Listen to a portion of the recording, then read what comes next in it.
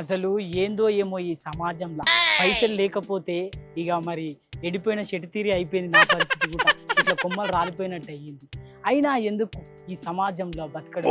అలా అలా అలా మంచు కొండలలోకి వెళ్ళిపోతే మనకు స్వేచ్ఛ స్వాతంత్రం. పోతవై మునిగిపోయినావు కానీ వచ్చేటప్పుడు గింత అద్దకిలు ఉప్పు పాకెట్ పట్టుకొని రా. అగో నేను పోతుంటే నాకు అడ్డం పడుతున్నావు. నేనేమన్నా సవనిక పోతున్నా? ఏడిపోతున్నావు మరి? నీతో ఎప్పుడు గిదేళ్ళొల్లి. అందుకే నేను ఆ సల్లాసులలో పోయి కలుద్దాం అనుకుంటున్నా. నాకు అప్పుడు స్వాతంత్రం వస్తుంది మంచిగా. అవునరా సాయిలు, ఎందుకు పోదాం అనుకుంటున్నావు రగ్గ సన్యాసంలోకి నువ్వు? ఎందుక ఇప్పుడు చాలా మంది పెళ్లిళ్ళు క్యాన్సిల్ అవుతున్నాయి రాధిక. పాపం పిల్లగాడు రాత్రి పగలు కష్టపడి డిగ్రీలు పాస్ అయితే గవర్నమెంట్ జాబ్ లేదని చెప్పి పిల్లగాడిని పక్కకు పెడుతున్నారంట.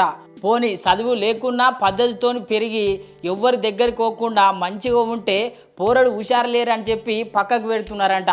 అటెనుక బాగా కష్టపడి చదువుకున్నాక గవర్నమెంట్ జాబ్ వచ్చినాక ఇక మళ్ళీ పెళ్లి కోసం పోతుంటే బట్టతలు ఉన్నది ఈ పిల్లగాడు మాకొద్దు అని చెప్పి క్యాన్సిల్ చేస్తున్నారంట. ఇగో ఇట్లా చాలా పెళ్ళిళ్ళు క్యాన్సిల్ అవుతున్నాయంట రాధిక. అన్నీ ఉన్నా సరే ఆఖరికి పట్టభూమి లేదని చెప్పి పట్టరాని మాటలు అంటున్నారంట ఇంకో కొంతమందిని. ఇక ఇవన్నీ తట్టుకోలేక పాపం కొంతమంది మొగోళ్ళు అయితే సన్యాసం తీసుకొని చల్లగా బతుకుడు నయం అనుకుంటున్నారంట రాధిక. కాదురా సాయిలు, గా పెళ్లిగా నోళ్ళు పోయిరంటే అర్థం పర్థం ఉంటది. గా పోరు దొరకక వాళ్ళు పోయి గల్ల కలుతారు. నీకు పెళ్ళై మునిగిపోయింది కదరా, నువ్వెందుకు రక సన్యాసంలో కలుసుడు? అమ్మో నాకు బట్టతల్లు ఉన్నది, ఎక్కడ పట్టభూమి కూడా లేదు. నువ్వు కూడా ఆయనతో నన్ను విడిచిపెడితే గట్లుంటది మా సాయిల్ గాంతోని.